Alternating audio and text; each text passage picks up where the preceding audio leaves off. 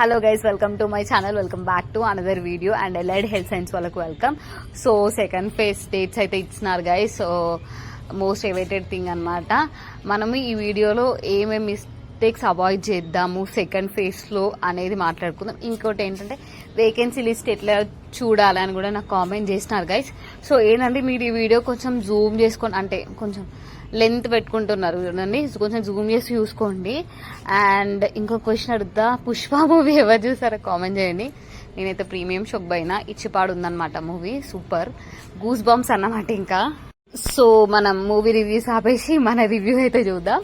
So let's come in to our matter. ఏంటంటే first మీకైతే list ఉంది కదా, మీరు కాలేజ్ లిస్ట్ ఏమేమి ఫస్ట్ ఫేజ్ లో పెట్టుకున్న కాలేజ్ లిస్ట్ ఉంది కదా, ఏమేమి కాలేజెస్ పెట్టుకున్నారు అండ్ ఇట్లా ఉంది కదా, దానికి ఇప్పుడు ఏం చేయండి అంటే ఫ్యూ కాలేజెస్ యాడ్ చేయండి.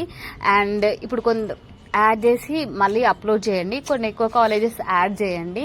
ఇంకోటి ఏంటంటే మీరు లాస్ట్ ఇయర్ అంటే లాస్ట్ ఫస్ట్ ఫేజ్ లో వచ్చింది కదా సీట్, వాళ్ళైతే మీరేం చేయండి అంటే ఇన్ కేస్ మీకు స్లైడింగ్కి వెళ్ళింది అనుకోండి, అంటే సెకండ్ ఫేజ్ కూడా వెళ్ళింది అనుకోండి, మీరు ఏం చేయండి అంటే టాప్ కాలేజెసే పెట్టుకోండి గైస్.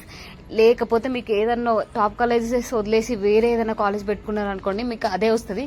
నాకైతే I am the best example for that. నేనైతే ఫస్ట్ గాంధీ ఇంకా కాకతీయ పెట్టుకున్నాను, లాస్ట్కి సిద్దిపేట మెడికల్ కాలేజ్ పెట్టుకున్నాను గైస్. నన్ను తీసుకుపోయి సిద్దిపేట మెడికల్ కాలేజ్లో పడేసినారు తెలుసా. సో మళ్ళీ నేను థర్డ్ ఫేజ్కి గాంధీ కాకతీయ పెట్టుకున్నాను అనమాట. నాకు అందులో ఒక కాలేజ్ వచ్చింది. సో మీరు కూడా ఇలాంటి మిస్టేక్ అయితే అస్సలు చేయకండి. ఇంకోటి ఏంటంటే మీకు ఇంటి దగ్గర ఉండే కాలేజెస్ ఉంటే, ఇంటి దగ్గర ఏమైనా నియర్ బై కాలేజెస్ ఉంటే పెట్టుకోండి.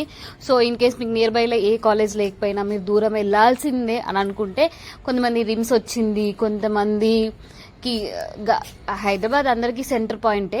సో రిమ్స్ వచ్చినా కూడా మీరు జాయిన్ కండి, చాలా బాగుంటుంది. అండ్ కొత్త కాలేజెస్ అయితే ఈఎస్ఐ, ఆర్వీఎం కాలేజ్ వచ్చింది. ఇవి రెండు కాలేజెస్ మంచిగానే ఉంటాయి.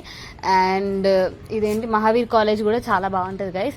Go with that colleges. And ఇంకోటి ఏంటంటే మనము వేకెన్సీ లిస్ట్ కావాలి అని అడుగుతున్నారు కదా. సో వేకెన్సీ లిస్ట్ ఎట్లా చూడాలంటే, ఇక్కడ ఫస్ట్ అయితే గాంధీ ఉంది కదా అండి, గాంధీ ఉస్మానియా ఉంది కదా, అక్కడ ఎస్టీ ఫీమేల్ ఒకటి సీట్ వేకెంట్ ఉంది. అండ్ ఎస్సీ ఫీమేల్ ఒకటి ఉందన్నమాట. అది ఎస్సీ కాదు, బీసీ జనరల్ అనమాట. సో బీసీ జనరల్ ఒకటి ఉంది, అది అట్లా చూసుకుని రావాలి. ఇన్ కేస్ నాది ఎస్సీ జనరల్, ఎస్సీ ఫీమేల్ ఉందనుకోండి, నాకు ఉస్మానియాలో ఎంఎల్టీ వస్తుంది నా ర్యాంక్ని బట్టి, ఎందుకంటే ఆ సీట్ వేకెన్సీ ఉంది కదా, అట్లా చూసుకుంటూ రండి. అండ్ వేకెన్సీ లిస్ట్ ఇది ఇచ్చినారు కదా, అండ్ సీట్ మ్యాట్రిక్స్ కూడా ఇచ్చినారు, అట్లనే చూసుకుని రావాలి. అండ్ ఇప్పుడు కొత్త యాడ్ అయిన కాలేజెస్ ఉంటాయి కదా, మీ క్యాస్ట్లో ఇన్ని సీట్స్ ఉంటాయి, ఎస్సీ వాళ్ళకి 2, బీసీ వాళ్ళకి 2, బీసీబీ వాళ్ళకి ఇట్లా ఉంటాయి కదా, అట్లా చూసుకుంటూ వచ్చి మీరు వెబ్ ఆప్షన్స్ ఇవ్వడమే. సో గైస్ నేను చెప్తున్నాను కదా, మీరైతే చాలా చాలా లక్కీ. ఎందుకంటే ఈఎస్ఐ లాంటి కాలేజ్ యాడ్ అయింది, ఎంవీఎస్ఆర్ అంటున్న ఆర్వీఎం కాలేజ్ యాడ్ అయింది. ఆర్వీఎం కాలేజ్ ఏంటంటే అది ట్రస్ట్ అన్నమాట, చారిటబుల్ ట్రస్ట్. అది గవర్నమెంట్ కిందనే నడుస్తుంది అనమాట. It's not a private college. So కొంతమంది ఏంటంటే నాకు ప్రైవేట్ కాలేజ్లో సీట్ వచ్చింది, నేను పోవాలా అంటే, మంచి కాలేజ్లో వచ్చింది, మంచి డిపార్ట్మెంట్లో వచ్చిందంటే గో విత్ ఇట్. ఎందుకంటే మన స్కాలర్షిప్స్ అవన్నీ ఉంటాయి కదా గైస్. ఎందుకు వెయిట్ చేసుకొని మళ్ళా సర్టిఫికేట్స్ కోసము ఇక్కడ జాయిన్ అయ్యి అక్కడ జాయిన్ అయ్యి అంత టైం వేస్ట్ అవుతుంది కదా. ఇంకోటి ఏంటంటే మీరు అండ్ కొంతమందికి ఫస్ట్ ఫేజ్లో సీట్ వచ్చి వాళ్ళ అలాట్మెంట్ ఆర్డర్ తీసుకున్నారు కదా 6,000 కట్టి, అండ్ వాళ్ళు సెకండ్ ఫేజ్లో మళ్ళీ సీట్ వస్తే మళ్ళీ అలాట్మెంట్ ఆర్డర్ కోసం 6,000 పే చేయాలని అడుగుతున్నారు. అట్లా ఏముండదు, మీరు పే చేయని అవసరం లేదు. ఇంకోటి ఏంటంటే ఇన్ కేస్ కొంతమందికి ఫస్ట్ ఫేజ్లో సీట్ వచ్చింది కదా, ఇప్పుడు సెకండ్ ఫేజ్ కూడా వాళ్ళు వెబ్ ఆప్షన్స్ పెట్టుకుంటారు కదా.